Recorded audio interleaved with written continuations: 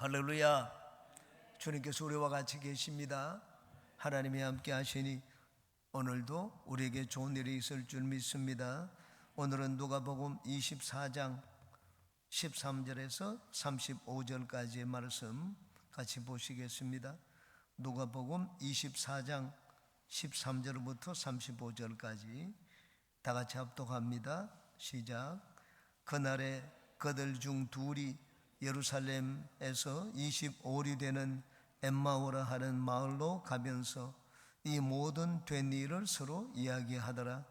그들이 서로 이야기하며 문의할 때에 예수께서 가까이 이르러 그들과 동행하시나 그들의 눈이 가리워져서 그인 줄 알아보지 못하거늘 예수께서 이르시되 너희가 길 가면서 서로 주고받고 하는 이야기가 무엇이냐 하시니 두 사람이 슬픈 빛을 띠고 머물러 서더라.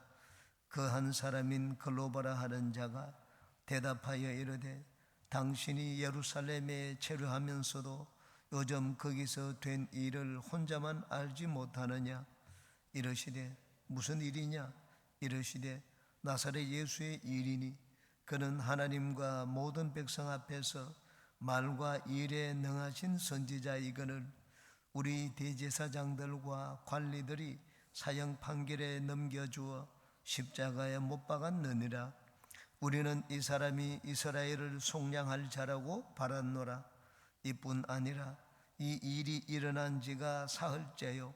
또한 우리 중에 어떤 여자들이 우리를 놀라게 하였으니 이는 그들이 새벽에 무덤에 갔다가 그의 시체는 보지 못하고 와서 그가 살아나셨다 하는 천사들의 나타남을 보았다 함이라.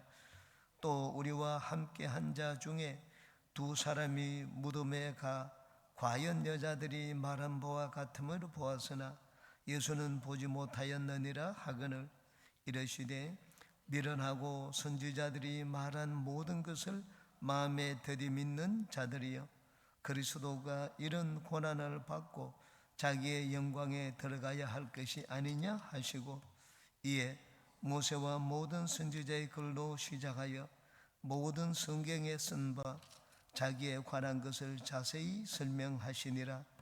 그들이 가는 마을에 가까이 가매 예수는 더 가려 하는 것 같이 하시니 그들이 강권하여 이르되 우리와 함께 유하사이다. 때가 저물어 가고 날이 이미 기울었나이다 하니 이에 그들과 함께 유하러 들어가시니라. 그들과 함께 음식 잡수실 때에 떡을 가지사 축사하시고 떼어 그들에게 주시니 그들의 눈이 밝아져 그인 줄 알아보더니 예수는 그들에게 보이지 아니하시는지라.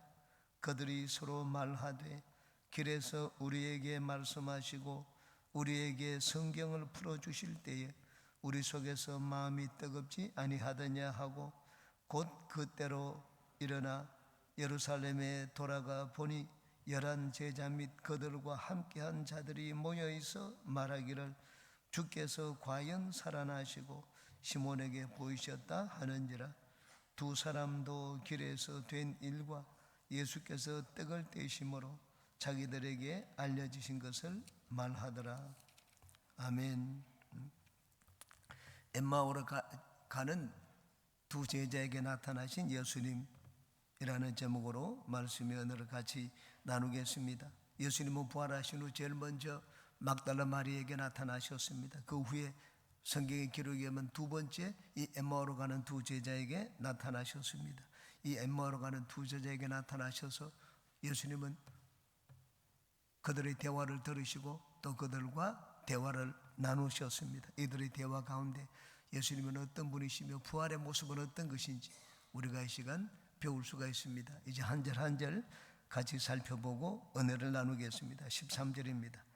같이 읽겠습니다. 그날에 그들 중 둘이 예루살렘에서 25리 되는 엠마오로 하는 마을로 가면서 그날에 라고 했습니다. 그날은 예수님이 부활하신 날입니다. 안식 후 첫 번째 날입니다. 오늘날로 말하면 일요일입니다. 이들은 이 무교절 명절을 지내기 위해서 예루살렘에 왔다가 예수님이 십자가에 달려 돌아가시는 그 일을 당하고 난 다음에 이제는 더 이상 예루살렘에서 필요성을 못 느꼈습니다. 무교절은 7일 동안 8일 동안 계속됩니다. 그 신앙에 있는 자들은 유월절을 지내고 난 다음에 무교절 더 8일 동안 더 있으면서 절기를 지내는데, 이들은 무교절 첫날 행사가 끝나고 난 다음 예배를 드리고 난 다음에 안식구 다일날 이 고향으로 돌아가기 위해서 발걸음을 돌렸습니다. 왜냐하면 너무나 실망했기 때문입니다. 그들 중 둘이 예루살렘에서 25里되는 엠마오로 가는 마을로, 엠마오로 하는 마을로 가면서라고 했습니다. 이들이 고향이 엠마오가 아닙니다. 이들은 갈릴리 사람들이었습니다. 갈릴리로 내려가는데, 예루살렘에서 갈릴리로 내려가는 길이 세 군데였습니다. 오늘날 여기 우리 강릉에서 서울로 가는 고속도로가 몇 군데입니까? 옛날에는 50번으로 갔습니다. 50번 고속도로가 있는데 또 중간에 한 군데가 더 생겼습니다. 60번 고속도로입니다. 위로 양양을 거쳐가지고 60번 고속도로로 가서 서울로 갑니다. 여의도 쪽으로 가려면은, 서울로 가려면은 50번으로 가도 되고 조금 올라가서 60번으로 가도 됩니다. 시간이 또 갔습니다. 근데 중간에 또 한 길이 더 생겼습니다. 50번으로 가다가 중간에 55번이 있습니다. 55번을 가로질러 가면 15분 정도 더 단축할 수가 있습니다. 여기서 여의도로 가는데 이 고속도로를 타고 가자면 세 군데 길이 있습니다. 당시 예루살렘에서 갈릴리로 내려가는데도 크게 이 세 갈래의 길이 있었습니다. 제일 흔히 다니는 길이 여리고를 통하여 다니는 길이었습니다. 여리고로, 예루살렘은 언덕 위에 있습니다. 언덕에서 예루살렘까지 높이 차이가 한 1000m 가까이 됩니다. 우리 대관령이 한 1000m 되는 것처럼 1000m 가까이 이 고도 차이가 납니다. 여리고까지 내려가면은 제일 낮은 곳에 내려가니까 거기는 강이 있습니다. 그 강이 요단강입니다. 요단강을 건너가 가지고 요단강 건너에서 이제는 평지니까 길이 좋습니다. 그 길을 건너 가지고 갈릴리 지방까지 갑니다. 요단강에 이 물이 많이 모여 있는 것이 갈릴리 바다입니다. 이게 흔히 갈릴리 사람들이 예루살렘으로 올 때 가장 많이 다니는 길입니다. 두 번째 길은 이 예루살렘이 산 위에 있습니다. 고도, 이 높은 곳에 있습니다. 산 중턱에, 평창과 같은 곳입니다. 평창에 있는데 이 산 위에 이 높은 이 산길을 따라 가지고 갈릴리 쪽으로 내려가는 길입니다. 그 사마리아 지방을 통과해야 됩니다. 이방인들이 사는 길입니다. 그 사마리아 지방은 중간에 이 높은 곳에서 고도로 직선으로 가는 길이지만은 이방인들이 사는 마을이기 때문에 유대인들은 그 길로 잘 다니지를 않았습니다. 그러나 예수님은 그곳으로 해서 예루살렘으로 가시기도 했습니다. 또 세 번째, 예루살렘이 높은 곳인데 이 예루살렘에서 갈릴리로 내려가는데 왼쪽, 서쪽이죠. 서쪽을 보면 이제는 지중해 바다입니다. 지중해 바다 쪽으로 내려가서, 바다로 내려가면 땅이 평평하지 않습니까? 바다 쪽으로 내려가서 그쪽에서 갈릴리로 가는 길이 있습니다. 이 세 번째 길에 엠마오가 있습니다. 지중해 쪽으로 내려가서 이 팔레스타인 지방으로 해서 가나안 이 지방을 거쳐서 갈릴리 지방으로 갑니다. 이 제자들은 바로 그 바다 쪽에 있는 그 길을 택했습니다. 거기 보면은 중간에 예루살렘에서 25리라고 했는데 헬러 성경에는 160 스타디아라고 되어 있습니다. 60 스타디아. 1 스타디오는 185m입니다. 그 60 스타디아면은 11km 정도 됩니다. 그 엠마오까지 거리가 11km 정도. 우리 말로 번역해서 그냥 25리라고 이렇게 해놓았습니다. 14절에 이 모든 된 일을 서로 이야기하더라. 고향으로 들어가면서 이들은 예루살렘에서 일어났던 일 자세하게 알고 있었습니다. 왜냐하면 예수님의 제자들이었기 때문입니다. 예수님의 제자였기 때문에 십자가에 달려 돌아가시는 것도 봤고, 막 무덤들이 막 돌문에 올려지고 시체들이 나오는 그것도 봤습니다.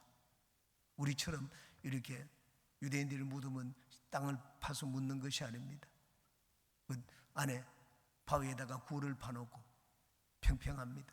팽팽한데 굴을 파놓고 거기 안에 시체들을 두고 그 입구는 1m 정도 입구를 파가지고 둥근 이 돌로 된 문을 그 앞에 가려놓았습니다. 뭐 땅이 흔들리면 돌문은 저절로 열립니다. 안에 시체들도 바깥에 나올 수가 있습니다. 그런 일이 생기는 것도 봤습니다. 또 뭐 예수님이 돌아가실 때 3시간 동안 하늘이 캄캄해졌습니다. 기상이변이 생겼습니다. 그 예루살렘에 사는 자들은 금요일 날, 지금은 이제 주일이고 우리 날짜대로 하면 사흘 전이지만은 정확하게 하면 이틀 전입니다. 오늘이 일요일, 주일이면은 토요일, 금요일 날 예루살렘에서 일어난 모든 일을 다 알고 있었습니다. 그래서 그들은 예수님이 진짜 억울하고 안타깝게 그리고 불의한 재판을 받아가지고 돌아가신 그 일에 대해서 서로가 이야기하면서 가고 있었습니다. 15절에 함께 읽겠습니다. 그들이 서로 이야기하며 문의할 때 예수께서 가까이 이르러 그들과 동행하시나. 이 두 자는 서로 그냥 단순한 이야기가 아닙니다. 서로 이야기하며 문의할 때라고 했습니다. 이해가 가지 않는 일이 너무나 많았습니다. 그래서 물었습니다. 진짜 예수님이 나쁜 일을 했느냐? 한 사람이 물으면 다른 제자가 또 대답을 했습니다. 예수님에 관해서 이해가 되지 않는 일이 너무나 많았습니다. 그들이 서로 가면서 예수님의 죽으심에 대해서 도저히 믿을 수 없다는 듯이 이런저런 질문을 하면서 갔습니다. 예수께서 가까이 이르러 그들과 동행하시니. 예수님이 누구에게 나타났습니까? 예수님이 살았든지 죽든지 내가 무슨 상관이 있느냐, 그런 마음을 가진 자에게 예수님이 나타나지 않았습니다. 예수님이 죽음에 대해서 관심을 가졌습니다. 그리고 문의를 했습니다. 어떻게 이런 일이 생길 수 있느냐, 성경에 그렇게 되어 있느냐, 이렇게 서로가 이야기하면서 갔습니다. 우리가 하나님이 우리에게 나타나시는 것도 우리가 영적인 일에 대해서 호기심을 가져야 됩니다. 영적인 일에 대해서 호기심을 갖는 자에게 주님이 나타나십니다. 저는 오랫동안 가르치는 일을 했습니다. 가르치는 일을 하고 사람들을 만납니다. 학교에서도 가르치는데 저는 진짜 내가 막 이 침을 튀기면서 열변을 토할 때가 있습니다. 알려고 할 때입니다. 자꾸 질문을 할 때입니다. 질문을 하면 야, 수업이 방해된다, 질문하지 마라. 저는 결코 그렇게 하지 않습니다. 질문을 하는 자들은 제 이 강의에 귀를 기울이고 있다, 관심을 가지고 있다는 의미입니다. 그래서 질문을 하는 학생들이 있으면 저는 더 관심을 열을 토해 가지고 내가 있는 것도 없는 것 다 그 학생에게 쏟아놓습니다. 하나님도 마찬가지입니다. 하나님이 우리에게 나타나시고 우리에게 뭘 가르쳐 주시는 그런 경우가 어떤 경우입니까? 누구에게 하나님이 진에 나타나가지고 설명되어 주시고 하나님의 모습을 보이겠습니까? 하늘나라의 것에 대해서, 영적인 일에 대해서, 예수님에 대해서 관심을 갖고 호기심을 가진 자입니다. 우리가 예수님을 만나기 위해서는 영적인 일에 호기심을 가져야 됩니다. 오늘도 우리는 주님 앞에 나왔습니다.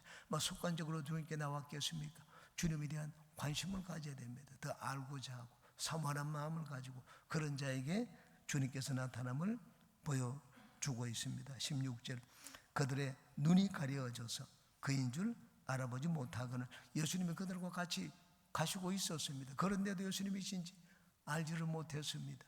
왜냐하면 부활하신 예수님의 모습은 살아계실 때 모습과 많이 달랐기 때문입니다. 여러분, 이게 부활체라고 합니다. 부활하신 모습. 예수님이 그 가운데 나타났는데 제자들이 알아봤습니까? 제자들이 알아보지 못했습니다. 도마가 있을 때 예수님이 부활해서 나타났는데도 불구하고 알아차지를 못했습니다. 그러자 예수님이 도마를 불렀습니다. 내 손가락 넣어서 이게 못자국는 손에 넣어보라고 했습니다. 그 손을 여기 내 옆구리에 찔러보라고 했습니다. 그렇게 보고는 십자가 못 박히신 예수님이시구나 알게 되었습니다. 얼굴만 봐서 모릅니다. 목소리를 들었어도 사실을 모릅니다. 갈릴리 바다에서 예수님 부활하고 난 다음에 고기를 잡는 베드로와 다른 제자들 가운데 나타나셨습니다. 얘들아, 고기 잡은 것이 있느냐? 없습니다. 그러면 그물을 배 오른편에 던져라.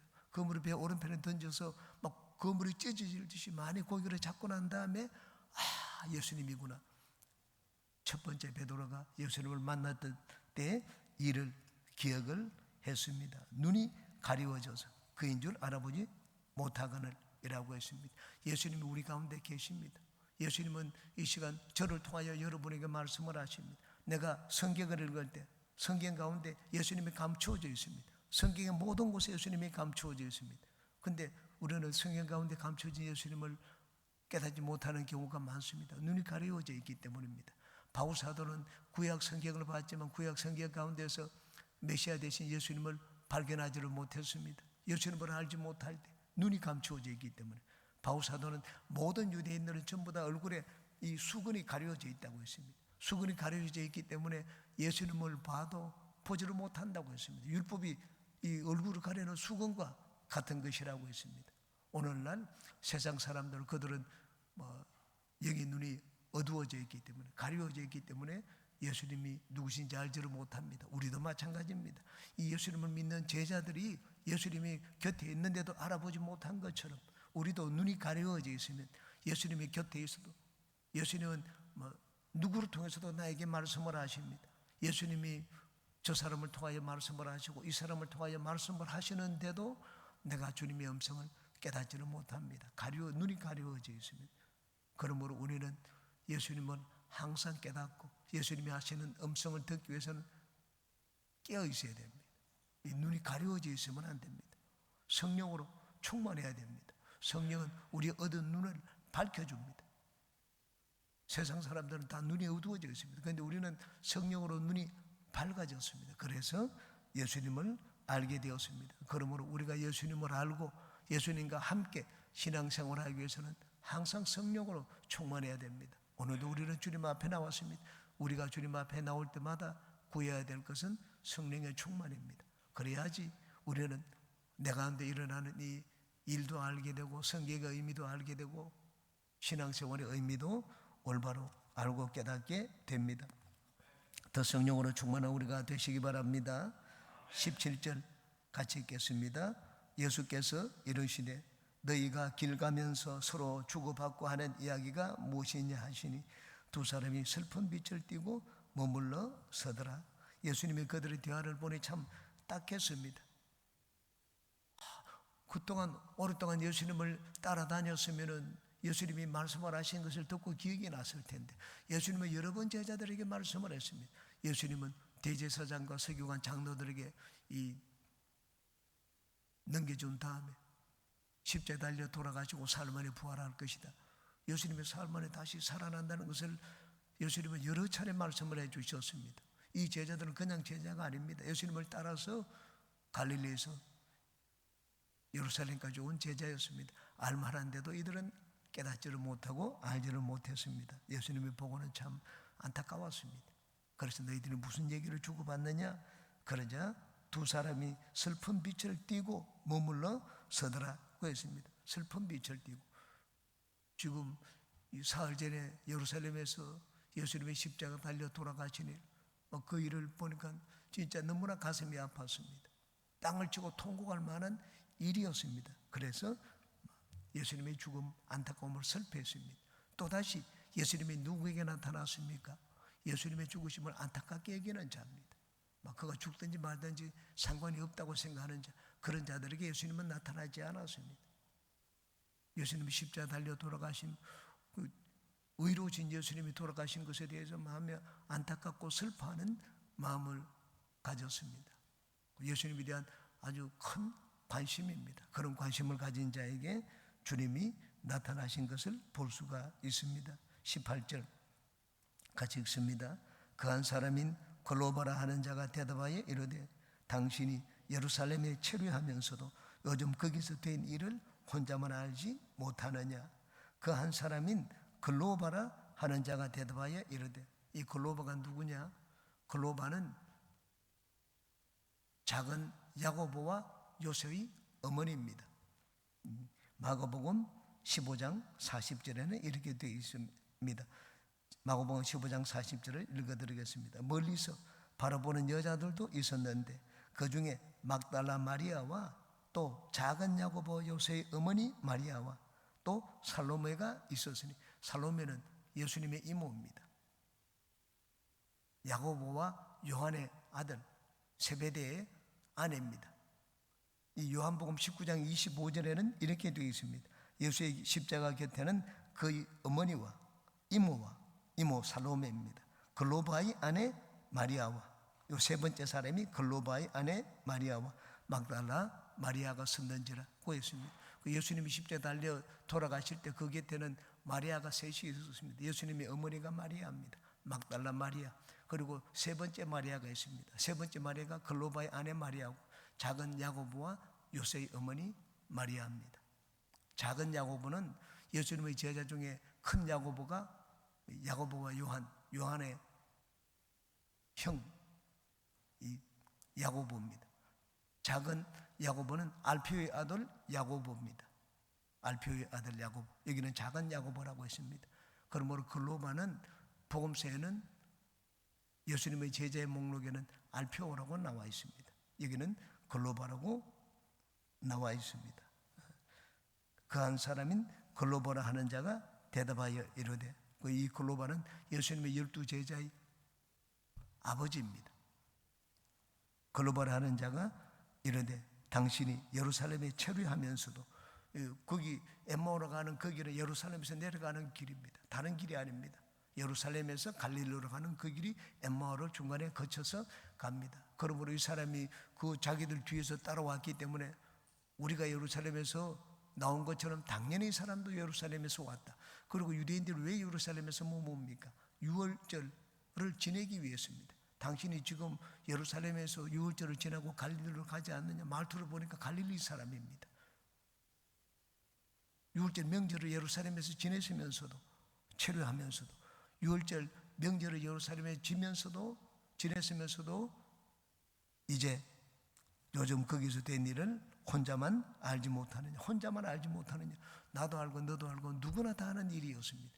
예수님의 십자가에 달려 돌아간 사건은 온 예루살렘 시민이 다 아는 사건이었습니다. 그래서 물었습니다. 당신이 그곳에서 일어난 일을 알지 못하느냐? 예루살렘에서 머물러 있으면서 거기 천재 기상이변이 일어났습니다.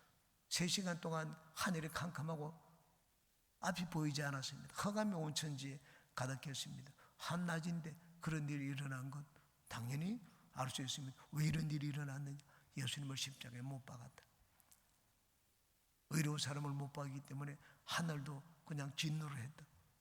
사람들이 예루살렘에서 일었었던 일을 누구나 다 알고 있었습니다. 그런데 혼자만 알지 못하느냐? 제자들이 그렇게 물었습니다. 19절에 같이 읽습니다. 이르시되 무슨 일이냐? 이르되 나사렛 예수의 일이니 그는 하나님과 모든 백성 앞에서 말과 일에 능하신 선지자, 이거를 설명해 주었습니다. 나사렛 예수에 관한 일이다. 그는 하나님이 보낸 선지자고, 백성들이 어떻게 했습니까? 백성들도 그를 하나님 보낸 선지자로 인정을 했습니다. 하나님과 백성들 앞에서 말과 일에 능하신 선지자, 이거는 이 선지자가 어떤 자인지 우리에게 보여주고 있습니다. 예수님이 이 땅에 계시면서 하신 일이 어떤 내용이었는지 우리에게 보여주고 계십니다. 예수님이 이 땅에 계실 때 하신 사역, 예수님이 하신 일은 2가지입니다. 여기 있는 그대로입니다. 말과 일입니다. 예수님은 말씀을 가르쳤습니다. 예수님의 죄명은 거짓 선지자였습니다. 왜? 잘못 가르쳤다는 의미였습니다. 백성들을 올바로 이끌지 않고 잘못된 길로 이끈 이단이었다. 그렇게 하여 죄명을 씌워서 사형언도를 내렸습니다. 예수님이 하신 일, 예수님이 이 땅에 오셔서 가장 어떤가는 예수님이 하신 일, 사역은 가르침이었습니다. 제자들이 예수님을 부를 때 제일 많이 부른 칭호가 있습니다. 선생님이여, 랍비요. 랍비는 가르치는 자입니다. 예수님은 가르치는 자였습니다. 그 다음 2번째 예수님이 하신 일은 일입니다. 이게 일, 여기 말과 일에 능하다고 했는데 일은 능력입니다. 예수님은 말씀만 전하지 않았습니다. 일반 바리새인들은 말씀만 가르치지만 예수님은 말씀을 전하고 난 다음에 반드시 귀신을 쫓아내고 병을 고쳤습니다. 그러니까 무리들이 깜짝 놀랐습니다. 누가 보고 앞에 보면, 야, 이 어떤 가르침이냐? 권세 있는 가르침이라고 했습니다. 예수님의 가르침은 권세가 있었습니다. 왜? 말한 뒤에 그 말에 대한 이 증거가 나타났습니다. 구약의 신명기에 보면은 저 사람이 하나님의 선지자인지 아닌지 그 증거를 모세가 가르쳐 주었습니다. 말씀을 전하고 난 다음에 그 말씀대로 이루어지면 그건 하나님의 선지자고, 아무리 말을 해도 말씀 뒤에 어떤 기사와 표적, 효력이 나타나지 않으면 그는 가짜라고 했습니다.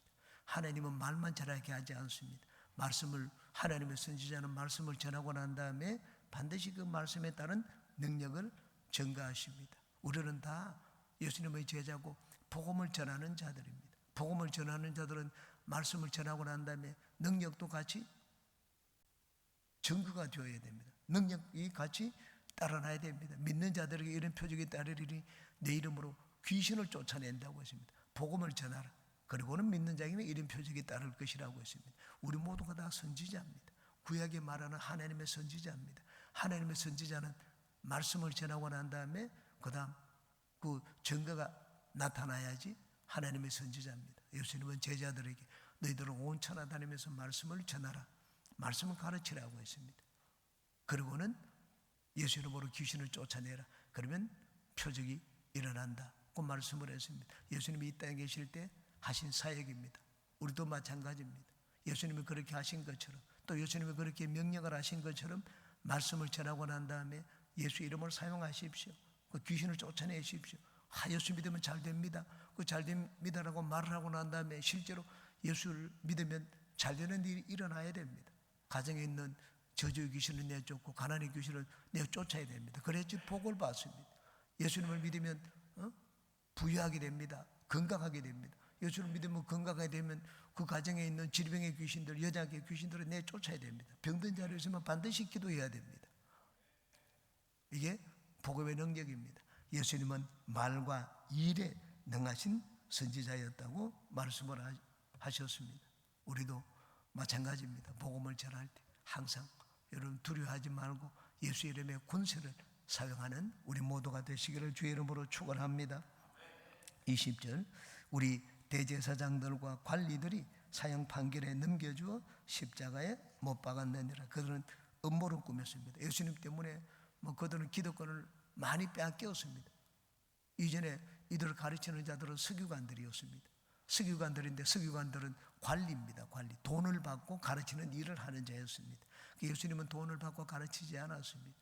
그런데 서기관들은 돈을 받고 가르치는 자인데, 나라에서 돈을 받고 가르치는데 이들이 가르치면 다 백성들이 성전에 모여서 그들의 말을 들어야 되는데 자기들의 말을 안 듣고 이제 예수님께로 다 갑니다. 자기가 어떻게 됩니까? 이제는 밥줄이 끊어집니다. 자기가 물러나야 됩니다. 예수님이 어떻게 했습니까? 가만히 있을 수가 없죠. 대제사장들은 전부 다 거기 물건을 팔고 짐승을 팔고 이렇게 해서 돈 환전 바꾸어 가지고 성전에서 예배를 드리면 성전에서는 돈을 드려야 되기 때문에 세상 돈을 성전의 돈으로 바꿉니다. 세겔이라는 돈으로. 그러면 이제 수수료를 받습니다. 이런 차익을 다 남기는 자가 대제사장들입니다. 그런데 자기들의 수익이 끊어지니까 가만 있지 않습니다. 예수님을 없앴습니다. 오늘날도 마찬가지입니다. 사람들은 왜 상대방을 없애려고 합니까? 이해관계입니다. 내가 손해를 보기 때문에, 내가 이전에 누리던 권력, 이익 이런 거 다 빼앗기기 때문에. 그러면 이제는 가만히 있지 않습니다. 내 밥줄이 끊어지는데. 예수님은 이렇게 해서 이 대제사장과 관리들이 하여 사형언도를 받았습니다. 21절에 우리는 같이 읽습니다. 우리는 이 사람이 이스라엘을 속량할 자라고 바랐노라. 이뿐 아니라 이 일이 일어난 지가 사흘째요. 우리는 이 사람이 이스라엘을 속량하다는 말은 구원하다는 말입니다. 이스라엘을 구원할 자라고 바랐노라. 어떤 자인가 하면 구약의 사사와 같은 자입니다. 사사기에는 이스라엘이 이방 민족에게 팔렸을 때 나라를 구원하는 구원자를 달라고 하나님께 기도했습니다. 그러면 하나님이 사사를 주어서 그들을 구원했습니다. 사사. 이스라엘이 애굽에서 종노를 할 때 그들을 이끈 구원자가 있었습니다. 모세입니다.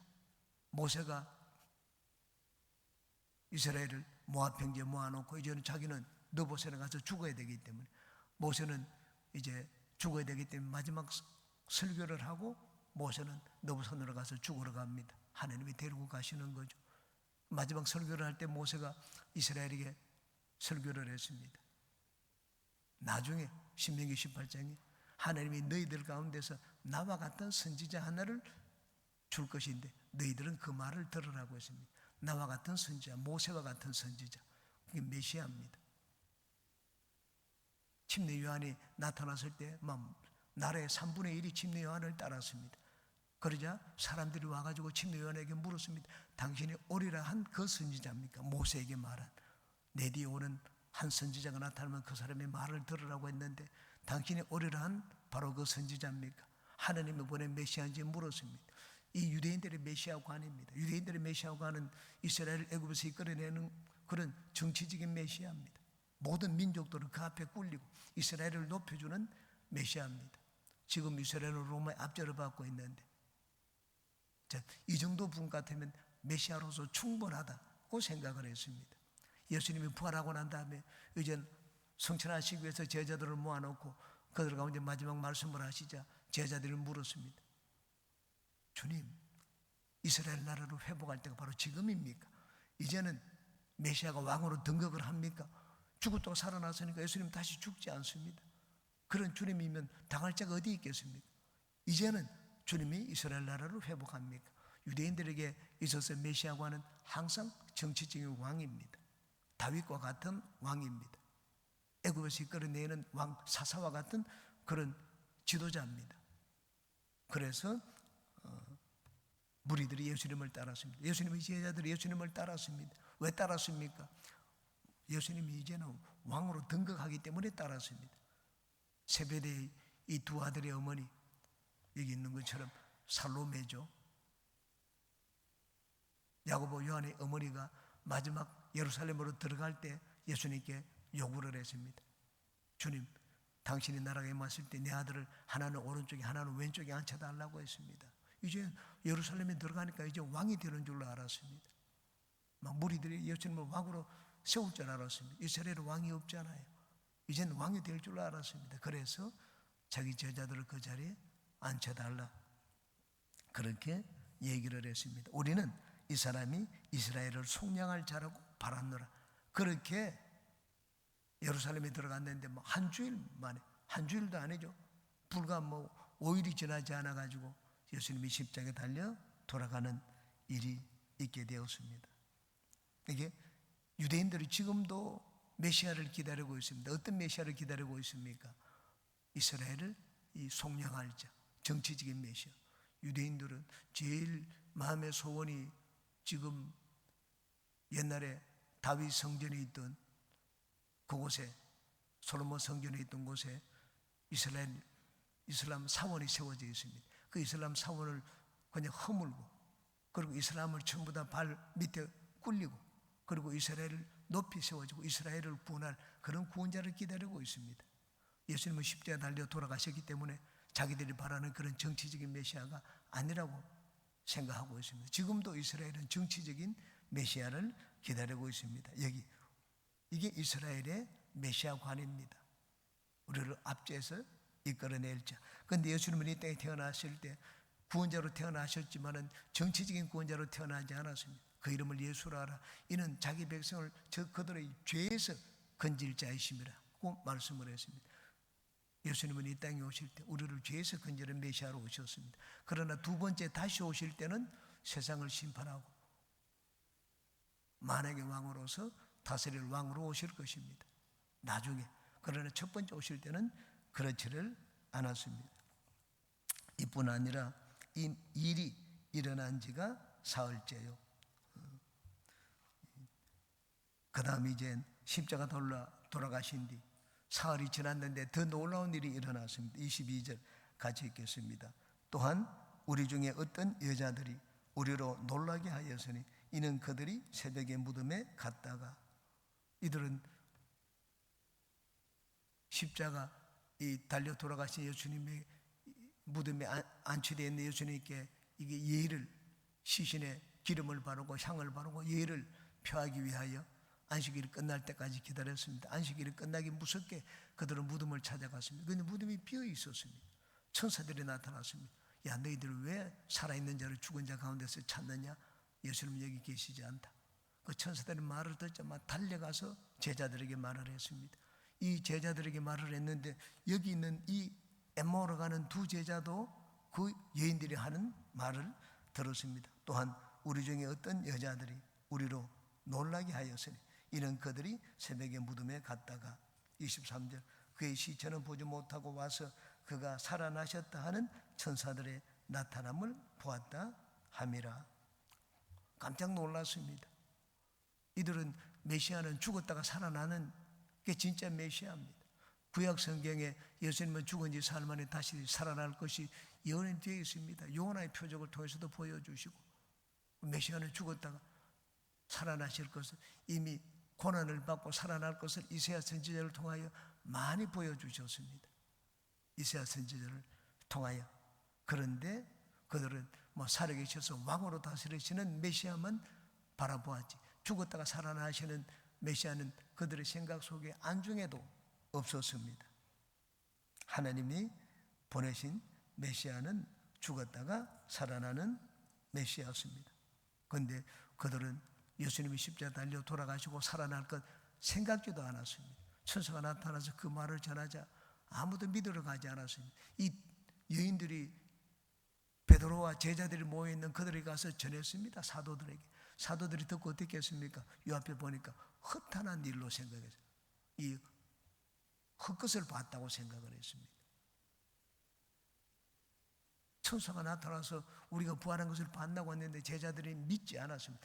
허탄한 일로 생각해서 믿으려고 하지 아니하는지라 그 말씀을 했습니다. 보았지 그들은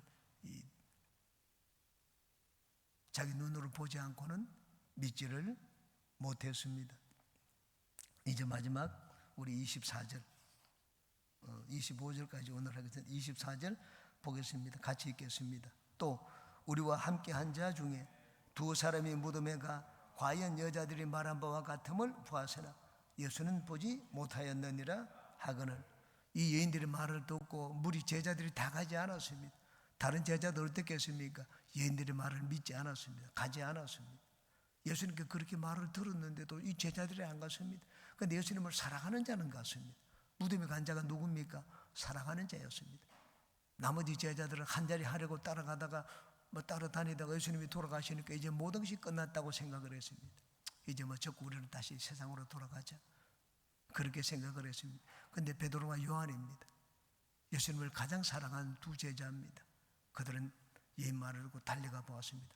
가서 사도 요한은 구부리 안을 보고 베드로는 안에까지 들어가 보았습니다. 무덤까지 들어가서 낱낱이 조사했습니다. 보니까 시체가 보이지를 않았습니다. 24절 25절 같이 읽습니다.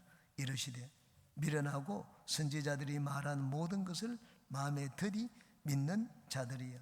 깨닫지 못하는 자는 미련한 자입니다. 선지자들이 말한 모든 것 이미 구약 성경에도 예언이 되어 있고 예수님도 말씀을 하셨습니다. 예수님이 선지자잖아요. 선지자들이 말한 모든 것을 마음에 들이 믿는 자들이요.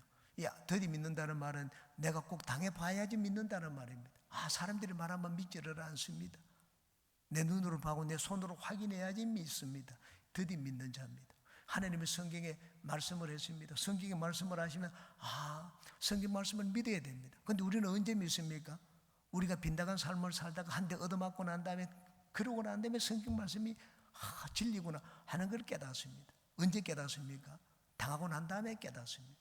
안 당하고 난 다음에 미리 깨달으면 얼마나 좋습니까? 우리는 나쁜 일을 당하지 않습니다. 이게 이 제자들만 두고 한 말이 아닙니다. 거의 모든 사람들은 드디 믿는 자들입니다. 당하고 난 다음에 그 다음에 깨닫습니다. 저는 많이 그런 체험을 해봤습니다. 하나님 말씀이 그렇게 되어 있으면 미리부터 그 말씀대로 살면 얼마나 좋겠습니까? 그런데 사람들은 그 말씀대로 순종해서 살지 않습니다. 당해보면 이제 내가 이렇게 살았다 큰일 나겠구나 깨닫고는 이제 하나님 말씀을 이제 두려워하기 시작을 합니다. 더디 믿는 자입니다. 도마도 부활했다 제자들이 말하니까 믿지 않았습니다. 우리 가운데 나타났다 그래도 안 믿었습니다. 너희들은 참 어리석다. 손을 넣어보고 이 손가락을 찔러보고 이 손을 넣어봐야지 믿지. 안 그러고 어떻게 믿었느냐. 어리석은 자들. 자기가 어리석으면서 안 넣어보고 믿는 자들 어리석다고 말을 했습니다. 우리가 어떻게 이 더디 믿지 않고 하나님 말씀을 있는 그대로 순종해서 믿는 그런 제자가 될 수가 있습니까? 성령 충만입니다. 하느님 말씀을 진리로 받아들이고 그 말씀에 순종하여 살도록 만드는 분이 성령입니다. 우리가 이 시간 기도할 때 더 성령으로 충만하여 주님 앞에 아주 순종하는 그런 제자가 되게 해달라고 기도하는 우리 모두가 되시기를 주님의 이름으로 기도합니다.